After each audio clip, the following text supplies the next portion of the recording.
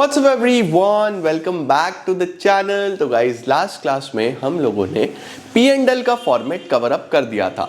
आज की क्लास में मैं आपको बहुत ही शानदार तरीके से एक एक आइटम बैलेंस शीट का समझाने वाला हूं कि कंपनी का बैलेंस शीट कैसे होता है। तो बहुत ध्यान से समझ के चलना, क्योंकि P&L का मतलब 50% चैप्टर हो गया था, बैलेंस शीट का मतलब चैप्टर समाप्त हो जाएगा। तो चलिए जल्दी से शुरू करते हैं और देखते हैं बैलेंस शीट में कौन कौन से आइटम्स कहां कहां पे आते हैं। चलिए जल्दी से कॉपी पेन ले आइए, लेट्स बिगिन।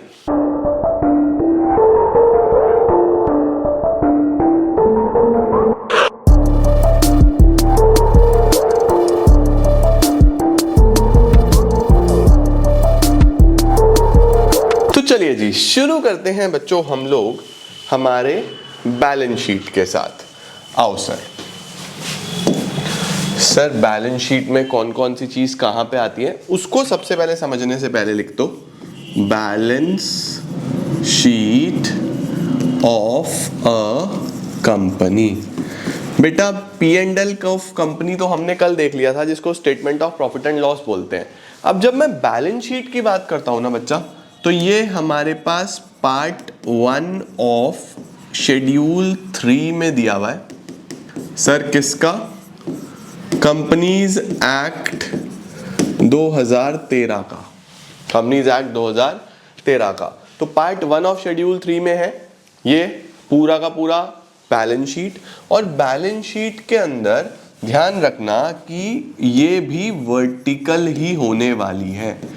हमारे पास कंपनीज एक्ट में जो जो फॉर्मेट्स दिए हैं सारे वर्टिकल ही दिए हैं, हॉरिजॉन्टल होता ही नहीं है कुछ भी।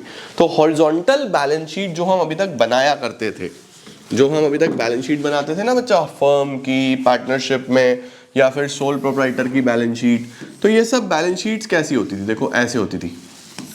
इधर की तरफ चल रहा है सब कुछ, पहले लाइबिलिटी, फिर अमाउंट, फिर एसेट्स, फिर अमाउंट। इसका मतलब ऐसे चल रहा है। तो ये था horizontal balance sheet.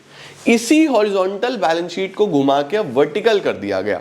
Balance sheet वैसी की वैसी है। बैलेंस शीट में क्या क्या आता है देखो, सबसे पहले याद करो, यहां पे आ जाते थे नॉन करंट एसेट्स, फिर आते थे करंट एसेट्स, फिर यहां पे लाइबिलिटीज में सबसे पहले कैपिटल, फिर non current liability, current liability. तो देखो ऐसे हमारी बैलेंस शीट बनती थी या नहीं बनती थी बच्चों? इस तरीके से बैलेंस शीट बनती थी। आइटम्स अब भी यही हैं, चाहे फर्म की बैलेंस शीट हो, चाहे सोल प्रोप्राइटर की हो, चाहे एनपीओ की हो, चाहे कंपनी की हो, आइटम्स तो अब भी ये हैं, बस फॉर्म चेंज होता है। रिश्ता वही है, सोच नहीं है बस, और कुछ नहीं है। अब बच्चों बिफोर स्टार्टिंग बैलेंस शीट एक छोटा सा कॉन्सेप्ट डिस्कस कर लेते हैं, क्योंकि वो इंपॉर्टेंट है। कैसे डिफरेंशिएट करते हो आप नॉन करंट एसेट को और करंट एसेट को, या फिर कैसे डिफरेंशिएट करते हो आप नॉन करंट लाइबिलिटी को और करंट लाइबिलिटी को? सर ये क्या क्या होता है? नॉन करंट लाइबिलिटी या non current asset current asset कैसे डिफरेंशिएट करते हैं? तो देखो हम लोगों ने क्लास 11th में या अभी तक भी जो चीजें सीखी हैं वो है 12 महीना। ये डिफरेंशिएटिंग फैक्टर होता था कि अगर किसी एसेट का बेनिफिट 12 महीने से ज्यादा के लिए मिल रहा है तो उसको हम नॉन करंट बोल देते थे। वहीं किसी एसेट का बेनिफिट शॉर्ट टर्म है, छोटे से समय में मिलेगा, 12 महीने से पहले फटाफट मिल जाएगा, उसको हम बच्चों करंट एसेट बोल देते थे। तो 12 महीना वाज द डिसाइडिंग फैक्टर कि वो नॉन करंट एसेट होगा या करंट एसेट होगा। Same is the case with liabilities. अगर किसी लाइबिलिटी का पेमेंट 12 महीने से ज्यादा में करना है वो नॉन करंट लाइबिलिटी हो जाती थी। अगर किसी लाइबिलिटी का पेमेंट इमीडिएट क्विक करना है, 12 महीने से पहले पहले करना है, करंट लाइबिलिटी हो जाती थी। तो जो डिफरेंशिएटिंग फैक्टर है वो ये 12 महीने हुआ करता था, चाहे वो नॉन करंट करंट एसेट हो, चाहे वो नॉन करंट करंट लाइबिलिटी हो। लेकिन अब बच्चों 12 महीने तो अब भी है, इसके साथ एक डिफरेंशिएटिंग फैक्टर और आएगा, वो है ऑपरेटिंग साइकिल।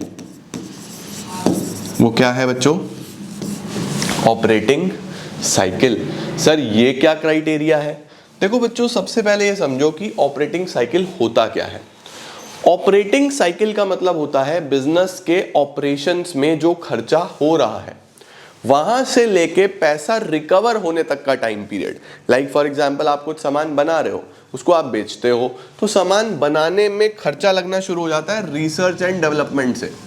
आपने रिसर्च डेवलपमेंट करी, आप रॉ मटेरियल लेके आए, आप लेबर लेके आए, आप मशीन्स लेके आए, फिर आपने अल्टीमेटली वर्क इन प्रोग्रेस कुछ सामान तैयार हो गया, फिर फिनिश गुड बन गया, फिर अल्टीमेटली उसकी आपने सेल कर दी, फिर आपके डेटर आए, उधार में भी बेचा होगा तो कुछ कैश में कुछ डेटर, और फिर आपकी रिकवरी हुई। रिकवरी का मतलब पैसा वापस आया। तो खर्चा यहां से होना शुरू हुआ और यहां से रिकवरी तक में कितना समय लग गया। तो इस टाइम पीरियड को सपोज 1 महीना, इसमें 1 महीना, 1 महीना, 1 महीना, 1 महीना, 1 महीना, 1 महीना, 1 महीना, 1 महीना, ऐसा हो गया।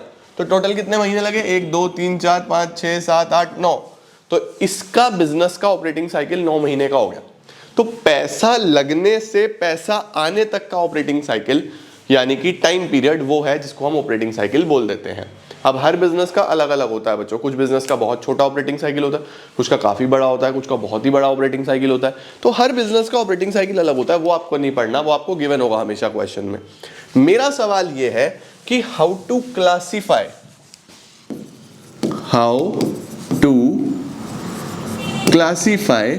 Weather the asset or liability is a non-current asset or current asset, or a liability is a non-current liability or a current liability।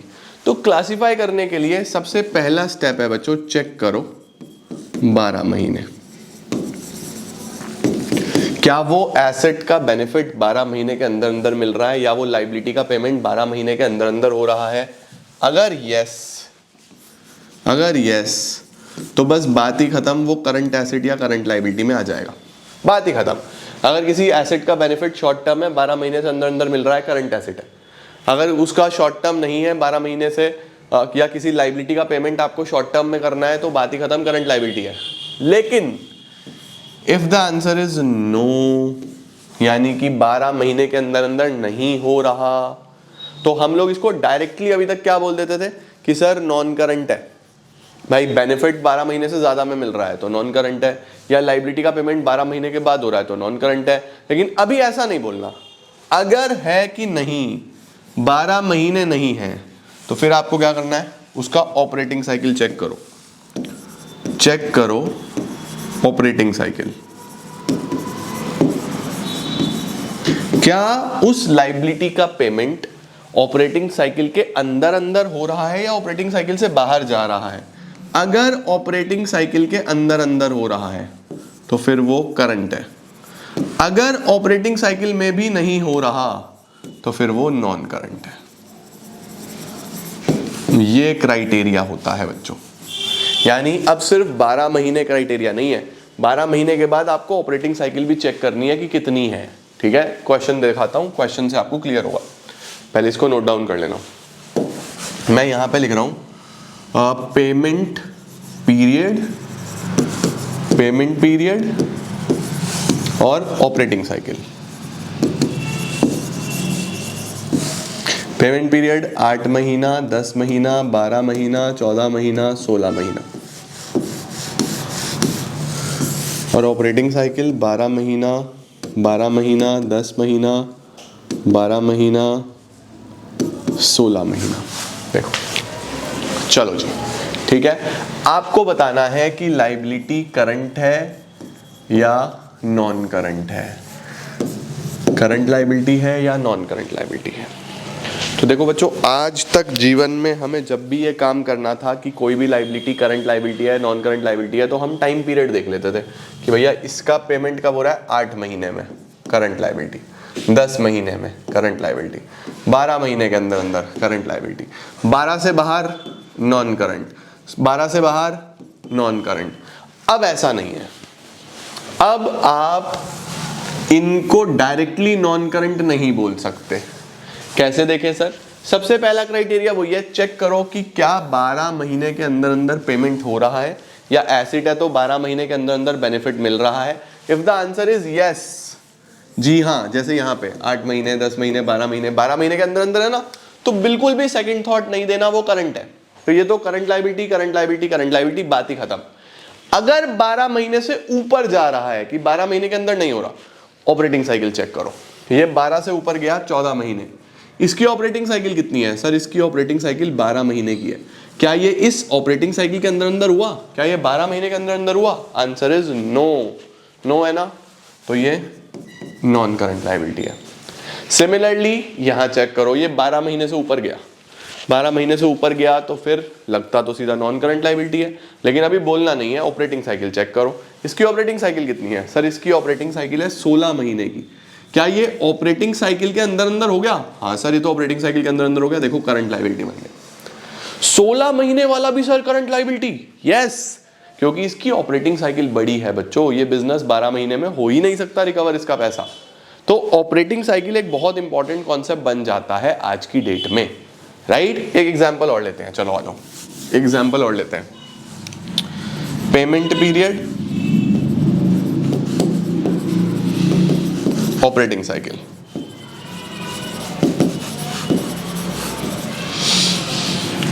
आठ महीने, 12 महीने, 14 महीने, 16 महीने, 10 महीने, 9 महीने।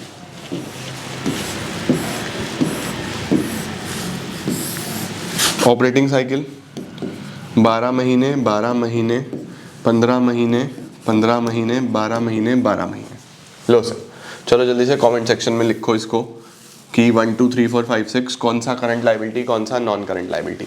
बहुत सिंपल, सबसे पहले 12 महीने चेक करो। क्या 12 महीने के अंदर अंदर हो गया? हाँ sir, current liability, current liability, current liability, current liability, बात ही खत्म। 12 महीने के अंदर अंदर था। जो 12 महीने से ऊपर जा रहे हैं उनकी ऑपरेटिंग साइकिल चेक करो। सर ये 12 से ऊपर गया 14 महीने, क्या ऑपरेटिंग साइकिल के अंदर अंदर हो गया? 15 महीने के अंदर अंदर हो गया? हाँ सर, करंट लायबिलिटी। क्या सर ये ऑपरेटिंग साइकिल के अंदर अंदर हो गया? देखो ऑपरेटिंग साइकिल 15 महीने की थी, पेमेंट 16 महीने, नहीं सर ऑपरेटिंग साइकिल में नहीं हुआ, नॉन करंट लायबिलिटी। सिंपल, ठीक है या नहीं है ना? अब एसेट्स में ऐसे ही क्या होता है, बस पेमेंट की जगह यहाँ पे बेनिफिट का टाइम पीरियड दिया होगा कि कितने टाइम में पैसा आपके पास आ रहा है ना? तो कितने टाइम में पैसा आ रहा है, फिर से वही चेक करो, क्या 12 महीने के अंदर अंदर बेनिफिट है? Current asset. 12 से ऊपर जा रहा है तो चेक कर लो ऑपरेटिंग साइकिल के, अगर अंदर है तो करंट, ऑपरेटिंग साइकिल से बाहर है तो नॉन करंट। समझे? तो ये बच्चों कॉन्सेप्ट बहुत इंपॉर्टेंट है जिसमें आपको पता होना चाहिए कि किस तरीके से अब हम करंट और नॉन करंट को बाइफरकेट करेंगे। ठीक है, चलो सर। अब बच्चों जो हमारी कंपनी की बैलेंस शीट है वो हॉरिजॉन्टल तो नहीं है, वो तो वर्टिकल है। तो हमारी कंपनी वालों ने क्या बोला? कंपनी वालों ने बोला ये यहाँ नहीं आएंगे एसेट्स, यहाँ से हटाओ इनको। मैंने कहा भाई कहाँ लिखो? इसने बोला पहले कैपिटल का टोटल कर दो यहाँ पे, फिर नॉन करंट लायबिलिटी को लिख दो, फिर करंट लायबिलिटी को लिख दो, यहाँ पे करो टोटल, और इसके नीचे लिखो एसेट्स, यहाँ से हटाओ, यहाँ लिखो। मैंने कहा अच्छा। इसने बोला यहाँ लिखो नॉन करंट एसेट फिर करंट एसेट। मैंने कहा अरे बात तो वही है। उसने बोला हाँ बात वही है, लेकिन हमें अलग दिखना है, रिश्ता वही, सोच नहीं करनी है। टोटल इस बार यहाँ लगेगा और ये टोटल मैच होना चाहिए, बैलेंस शीट अब ऐसे चलेगी। तो ये हो गई बच्चों वर्टिकल बैलेंस शीट। वाओ, क्या नई चीज आ गई हमारे जीवन में, मुश्किल चीज आ गई हमारे जीवन में? कुछ भी नहीं, वही है, बस यहां से उठा के यहां कर दिया, बात तो वही है, बस पहले लायबिलिटी फिर एसेट्स। समझे? लो जल्दी से इसका स्क्रीनशॉट फिर तुम्हें समझाता हूं फटाफट से बच्चों। डन। चलो सर, अब चलते हैं कंपनी की प्रॉपर बैलेंस शीट में। देखो पहले लायबिलिटी समझेंगे फिर एसेट समझेंगे। ओके, तो लायबिलिटी को बच्चों क्या नाम दिया इसने? इस प्यार को मैं क्या नाम दूं? Equity and liability. सर खाली लायबिलिटी तो होती है, इसने इक्विटी एंड लायबिलिटी क्यों बोला? इक्विटी का मतलब बच्चों मालिकों का पैसा, जो पैसा ओनर्स ने लगाया, ओनर्स फंड्स। और लायबिलिटी का पैसा मतलब बाहर वालों का पैसा, बोरोड फंड्स। हमारे पास दो तरीके के फंड्स हो सकते थे, ओनर्स फंड्स, बोरोड फंड्स, पढ़ा है ना आपने? इंटरनल एक्सटर्नल भी हो सकता है। तो इक्विटी का मतलब इंटरनल, जो पैसा बिजनेस के अंदर वालों ने लगाया, और लायबिलिटी का मतलब एक्सटर्नल, जो पैसा बिजनेस के बाहर वालों ने लगाया। ठीक है या नहीं है? Owners funds, borrowed funds, internal liability, external liabilities. तो लायबिलिटी तो ये हो गई, सीधी सीधी सी बात है या नहीं है? अब मेरे प्यारे बच्चों, सबसे पहले लाइबिलिटी में, इक्विटी एंड लाइबिलिटी में हमें दिया हुआ है share holders funds. Share holder fund का मतलब बच्चों ये कैपिटल ही है, ये मालिक लोगों का पैसा है, मालिक लोगों का पैसा। एक कंपनी में बच्चों ओनर कौन होता है? एक कंपनी में मालिक कौन होता है बच्चों? शेयर होल्डर होता है या नहीं होता है? शेयर होल्डर होता है ना। तो एक कंपनी का मालिक अगर शेयर होल्डर है तो उसने जो पैसा लगाया है उसको शेयर कैपिटल बोलते हैं। ये वही है, देखो सबसे पहले शेयर कैपिटल। सबसे पहले क्या आया यहाँ पे? Share capital. अब शेयर कैपिटल में दोनों शेयर आ जाएंगे, इक्विटी शेयर कैपिटल भी और प्रेफरेंस शेयर कैपिटल भी। आप जानते हो दो प्रकार के शेयर्स होते हैं, इक्विटी शेयर्स, प्रेफरेंस शेयर्स, दोनों इसके अंदर आ जाते हैं बच्चों। तो शेयर होल्डर्स फंड में सबसे पहले क्या आ गया हमारे पास? शेयर कैपिटल, जो मालिक लोगों ने पैसा लगाया है, ठीक है ना। अब शेयर कैपिटल जो है वो कई प्रकार का होता है, मैंने आपको शेयर्स में पढ़ाया भी था। ऑथोराइज्ड शेयर कैपिटल जो कंपनी के एमओए में दिया होता है, इशूड शेयर कैपिटल जितना पब्लिक को इशू करा है, and then subscribed share capital. Subscribed का मतलब होता है जितने के लिए पब्लिक ने पैसा भेजा है। तो ऑथराइज तो बच्चों मेमोरेंडम ऑफ एसोसिएशन में दिया होता है और कहीं नहीं आता, बात खत्म। इशूड जो आपने पब्लिक को इशू करा। सबसे इंपॉर्टेंट होता है भैया सब्सक्राइब्ड, जनता ने कितने के शेयर खरीदे। मैंने कितने का इशू करा है उससे तो फर्क नहीं पड़ता ना, जनता ने कितने के खरीदे ये इंपॉर्टेंट है। सब्सक्राइब्ड, तो बैलेंस शीट में हमेशा सब्सक्राइब्ड शेयर कैपिटल आता है, ध्यान रखना। ठीक हो गया बच्चों? ओके। तो सबसे पहले तो शेयर कैपिटल। फिर आपने जो पैसा जोड़ा हुआ है, आपने जो पैसा सेव किया हुआ है, उसको क्या बोलते हैं? Reserves and surplus. Reserves and surplus की जो आपकी सेविंग्स हैं, हमने बहुत सारे रिजर्व्स पढ़े, general reserve, contingency reserve, workman compensation reserve, investment fluctuation reserve, security premium reserve, multiple reserves आपने अभी तक अपने अकाउंट्स में पढ़े हैं, सब रिजर्व्स एंड सरप्लस में आएंगे। सर ये सब तो रिजर्व्स हो गए, सरप्लस क्या है? सरप्लस का मतलब बच्चों P&L का बैलेंस, प्रॉफिट एंड लॉस का बैलेंस भी तो होता है। क्रेडिट बैलेंस यानी प्रॉफिट, डेबिट बैलेंस यानी लॉस, वो भी यहीं पे आएगा। डेबिट बैलेंस है तो नेगेटिव में आएगा, क्रेडिट बैलेंस है तो पॉजिटिव में आएगा। तो मेरे प्यारे बच्चों, मालिक लोगों के पैसे में मेनली शेयर कैपिटल और रिजर्व्स एंड सरप्लस आता है, याद रखना। ये हमारे सिलेबस में नहीं है, not in syllabus. Money received against share warrants ये हमारे सिलेबस में नहीं है, बस आपको ये याद होना चाहिए कि ये शेयर कैपिटल का पार्ट है। एक्चुअल में होता क्या है ये? एक्चुअल में ये होता है बच्चों, शेयर वारंट एक ऐसा अमाउंट है जो कंपनी ने रिसीव करा है, जो कुछ टाइम के बाद शेयर्स में कन्वर्ट होगा, अभी शेयर नहीं है। यानी share warrant after a fix time convert हो जाते हैं शेयर्स में। तो जब ये शेयर्स में कन्वर्ट हो जाएंगे तो अल्टीमेटली ये शेयर होल्डर फंड में ही आ जाएंगे। अभी शेयर नहीं है तो अभी यहाँ पे नहीं आएगा, इसीलिए इसको अलग से दिखाया गया है money received against share warrants के नाम से। कन्वर्ट होगा तो शेयर कैपिटल का पार्ट बन जाएगा। ठीक है या नहीं है? परफेक्ट। इसके बारे में आपसे पूछा नहीं जाएगा, लेकिन पता होना चाहिए कि कहाँ पे आता है। तो ध्यान रखना, शेयर होल्डर्स फंड में share capital, reserves and surplus, ये सबसे इंपॉर्टेंट है। इसके बाद आता है बच्चों share application money pending allotment. ये भी अभी हमारे सिलेबस में नहीं है। NIS का मतलब not in syllabus. Sir share application money pending allotment का क्या मतलब होता है? यानी कि जिन शेयर्स पे पैसा रिसीव हो चुका है लेकिन अभी उनका अलॉटमेंट नहीं हुआ है। अलॉटमेंट का मतलब शेयर्स प्रोवाइड नहीं करे गए हैं शेयर होल्डर को। जब प्रोवाइड कर दिए जाएंगे फिर तो ये भी शेयर कैपिटल में आ जाएगा, लेकिन क्योंकि अभी प्रोवाइड नहीं करे गए हैं तो अभी बच्चों ये फिलहाल share application money pending allotment अलग से दिखाया जाता है, आपके सिलेबस में ये भी नहीं है। अब आती है आपके पास सबसे इंपॉर्टेंट नॉन करंट लायबिलिटी, जिसको याद करने की मेमोरी टेक्निक है डॉल, DOLL, देखो DOLL। और करंट लायबिलिटी जिसको याद करने की मेमोरी टेक्निक है टॉस, TOSS। ठीक है ना बच्चों? तो लायबिलिटीज में सबसे पहले कैपिटल, कैपिटल का मतलब मालिक लोगों का पैसा, शेयर होल्डर फंड बोलते हैं उसको, उसमें शेयर कैपिटल और रिजर्व्स एंड सरप्लस।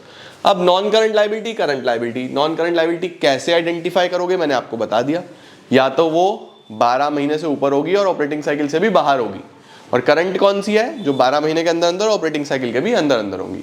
ठीक है जी। अब नॉन करंट में क्या क्या आता है बच्चों? सबसे पहले लॉन्ग टर्म के लिए जो पैसा बोरो करा। सर लॉन्ग टर्म के लिए बोरो करा जैसे डिबेंचर, जैसे बैंक लोन, जैसे बॉन्ड्स, ये सब बच्चों लॉन्ग टर्म बोरोइंग में आते हैं। लॉन्ग टर्म का मतलब समझ गए ना, लंबे समय के लिए बोरो करा गया, ठीक है। ऐसे ही long term provisions, sir long term provisions का मतलब जो प्रोविजंस हमने लॉन्ग टर्म के लिए बनाए, जैसे provision for employee benefit, employee retirement benefits, आपने कोई एम्प्लॉय के रिटायरमेंट बेनिफिट्स के लिए कोई प्रोविजन बनाया है, प्रोविजन फॉर ग्रेचुटी, है ना, रिटायरमेंट बेनिफिट्स के लिए कोई प्रोविजन, लॉन्ग टर्म के लिए प्रोविजंस बनाए, उसको लॉन्ग टर्म प्रोविजंस में लेते हैं। Provision for doubtful debts, provision for depreciation, ये सब बच्चों शॉर्ट टर्म प्रोविजंस में आते हैं, ये सब शॉर्ट टर्म प्रोविजंस में आते हैं। ऐसे ही अगर शॉर्ट टर्म के लिए लोन लिया गया, वो सब शॉर्ट टर्म बोरोइंग में आएंगे। ये आ गए शॉर्ट टर्म लोन्स, जो भी आपने छोटे समय के लिए लोन वगैरह लिए वो सब शॉर्ट टर्म बोरोइंग्स में आएंगे। तो देखो बोरोइंग्स और प्रोविजंस दोनों में सेम है, नॉन करंट लायबिलिटीज में भी, करंट लायबिलिटीज में भी, बस अगर वो लंबे समय के लिए है तो लॉन्ग टर्म, कम समय के लिए है तो शॉर्ट टर्म, ठीक है। फिर आता है बच्चों हमारे पास deferred tax liability. Sir deferred tax liability क्या होता है ये भी नॉट इन सिलेबस, ये भी आपके सिलेबस में नहीं है, बट पता होना चाहिए आपको। डेफर्ड टैक्स लायबिलिटी का मतलब क्या होता है बच्चों, देखो हम लोगों की ना अकाउंटिंग इनकम और टैक्सेबल इनकम अलग अलग होती है, यानी कि हम लोग जो अकाउंट्स बनाते हैं वो अकाउंटिंग के हिसाब से बनाते हैं, लेकिन हमारी जो टैक्सेबल इनकम होती है वो इनकम टैक्स लॉज के हिसाब से ही चलनी चाहिए। जैसे एक छोटा सा एग्जांपल है, डेप्रिसिएशन में बच्चों अकाउंटिंग में आप कोई भी मेथड लगा सकते हो, आपने बहुत सारे मेथड्स पढ़े हैं, लेकिन इनकम टैक्स एक्ट बोलता है मुझे डेप्रिसिएशन सिर्फ WDV मेथड से ही चाहिए और कुछ नहीं चाहिए। तो बच्चों जब आप अपनी अकाउंटिंग इनकम निकालते हो वो कई बार अलग हो जाती है और टैक्सेबल इनकम कई बार अलग हो जाती है, तो आपकी जो टैक्स की लायबिलिटी होती है वो भी अलग अलग निकल के आती है। कई बार ऐसा होता है कि हमारे हिसाब से टैक्स की लायबिलिटी बन रही है 10,000 और एक्चुअल निकल के आई 12,000, तो क्या 2,000 रुपये आपको एक्स्ट्रा पे करने हैं, है ना। तो जो 2,000 रुपये की एक्सेस लायबिलिटी है वो हमारी लायबिलिटीज में आनी चाहिए, उसको बोल देते हैं डेफर्ड टैक्स लायबिलिटी। इसी तरीके से अगर इसका उल्टा हो जाए कि हमारी अकाउंट्स में हमने 12,000 रुपये का टैक्स निकाला जबकि एक्चुअल निकल के आया 10,000 रुपये का, तो 2,000 एक्स्ट्रा हो गया ना एक तरीके से, वो हो गई डेफर्ड टैक्स एसेट्स। तो डेफर्ड टैक्स लायबिलिटीज हमारे लायबिलिटीज का पार्ट बन जाता है, डेफर्ड टैक्स एसेट्स हमारे एसेट्स का पार्ट बन जाता है। सिलेबस में नहीं है, ज्यादा स्ट्रेस इस पे नहीं देना। अदर लॉन्ग टर्म लायबिलिटीज में क्या आ जाता है बच्चों, अदर लॉन्ग टर्म लायबिलिटीज में mainly premium on redemption of debentures या premium on redemption of preference shares. तो बच्चों आपने देखा ना, अभी आप पढ़ के आए हो कि हमें डिबेंचर्स को रिडीम करना होता है कई बार प्रीमियम पे भी, डिबेंचर्स को हम कई बार प्रीमियम पे भी रिडीम करते हैं। तो जब हमें प्रीमियम पे रिडीम करना होता है बच्चों तो वो भी एक एक्स्ट्रा लायबिलिटी बनती है ना, अब डिबेंचर्स तो कई साल बाद रिडीम होते हैं, तो उसको हम अदर लॉन्ग टर्म लायबिलिटीज में कंसिडर करते हैं। तो अदर लॉन्ग टर्म लायबिलिटीज में ध्यान रखना premium on redemption of debentures, premium on redemption of preference shares. तो आप लोग जो भी बुक फॉलो करते हो, DK गोयल, TS गरेवाल या कोई भी अदर बुक, उसको सामने रख के बैलेंस शीट के अंदर छोटी छोटी चीजें दी हैं, पढ़ते जाना कि क्या क्या चीज कहाँ पे आ रही है ना, क्योंकि बहुत सारी आइटम्स आती हैं, तो करते चलना, बढ़िया से आपका काम हो जाएगा। इसके बाद बच्चों ये क्लियर हो गया। शॉर्ट टर्म में क्या क्या बचा, ट्रेड पेबल। ट्रेड पेबल आप सब जानते हो, क्रेडिटर्स एंड बिल्स पेबल। तो क्रेडिटर एंड बीपी हमारे ट्रेड पेबल का पार्ट बनते हैं, करंट लायबिलिटीज में आते हैं, क्रेडिटर्स और बीपी करंट लायबिलिटीज का पार्ट है, ठीक है। Then we have other current liabilities.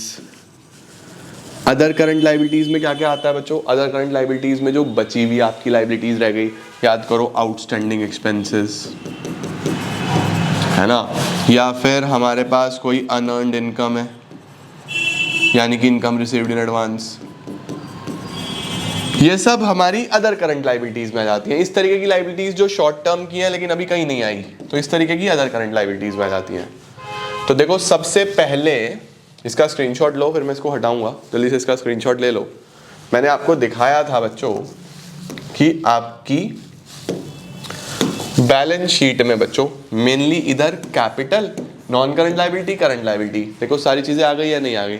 बस कैपिटल को इसने क्या बोला, शेयर होल्डर फंड, इसमें mainly share capital, reserves and surplus. फिर नॉन करंट लाइबिलिटी में doll, deferred tax liability, other long term liabilities, long term borrowing, long term provision. ऐसे ही current liability में toss, trade payable, other current liability, short term borrowing, short term provisions. Simple है ना। अब assets पे चलते हैं, चलो जल्दी जल्दी से एसेट्स क्लियर करेंगे। आओ सर एसेट्स में आ जाते हैं हमारे पास non current assets, current assets. Sir ये नॉन करंट एसेट्स और करंट एसेट्स क्या हैं? ये है नॉन करंट एसेट्स, ये है current assets. Non current assets कौन से होते हैं? आप पता ही है आपको, 12 महीने से ज्यादा ऑपरेटिंग साइकिल से ही बाहर जिनका बेनिफिट होने वाला है। इसके अंदर सबसे पहले हमारे पास आ जाते हैं फिक्स्ड एसेट्स। इसको हम फिक्स्ड नहीं बोलते बच्चों आज की डेट में।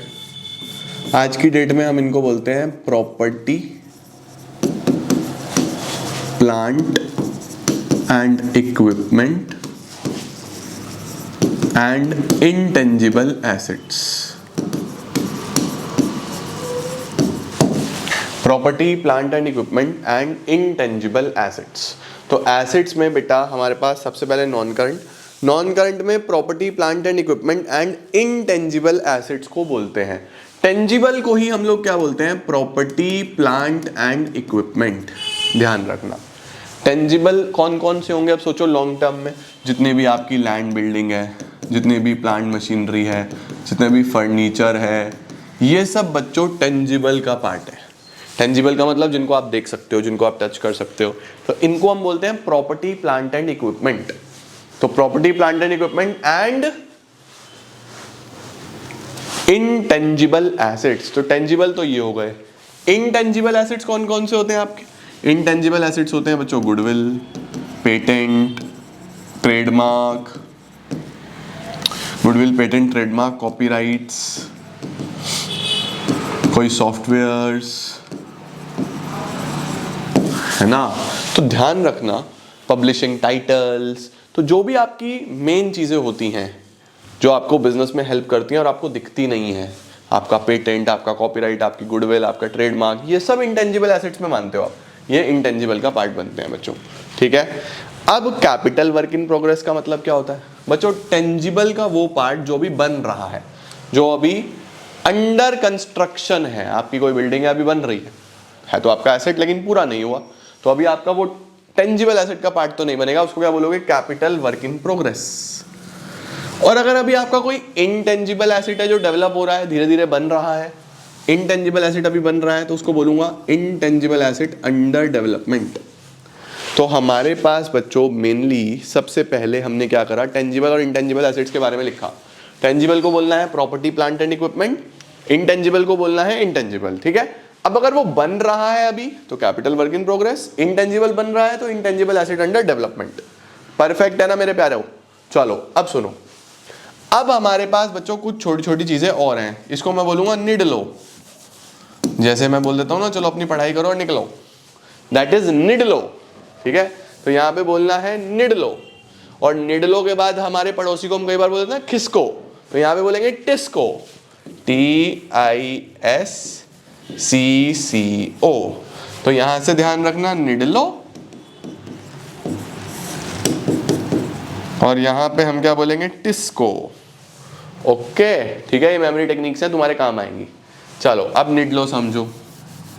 निडलो का मतलब बच्चों, एन का मतलब नॉन करंट इन्वेस्टमेंट्स, जो आपने लॉन्ग टर्म के लिए इन्वेस्टमेंट्स करी हुई हैं।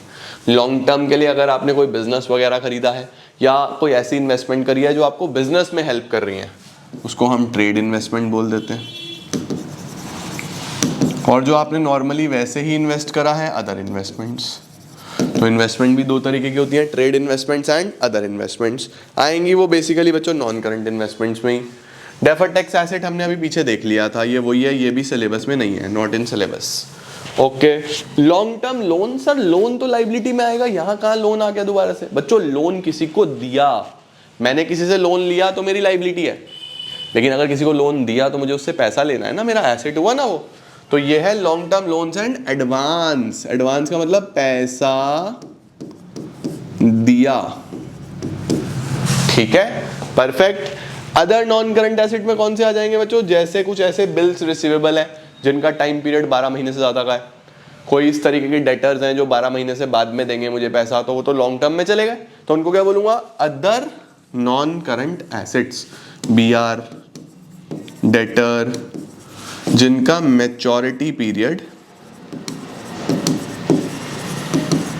मोर देन 1 ईयर का है।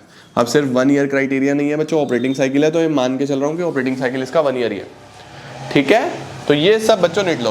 अरे भाई भाई भाई भाई भाई भाई भाई भाई, बुलेट वालों का भी अपना मजा है, हाँ अलग ही धुन में है। एक तो ठंड है इतनी, लेकिन फिर भी बुलेट पे कहाँ ठंड लगती है, right. Non current investment, deferred tax asset, long term loans advances, other non current assets, ठीक हो गया। अब सुनो करंट एसेट्स। करंट एसेट्स में बच्चों सबसे पहले आएगा करंट इन्वेस्टमेंट। करंट इन्वेस्टमेंट का मतलब कि जो इन्वेस्टमेंट्स आपने शॉर्ट टर्म के लिए करी हैं, बहुत छोटी छोटी इन्वेस्टमेंट्स हैं, मार्केटेबल सिक्योरिटीज वगैरह आ जाती हैं इसके अंदर।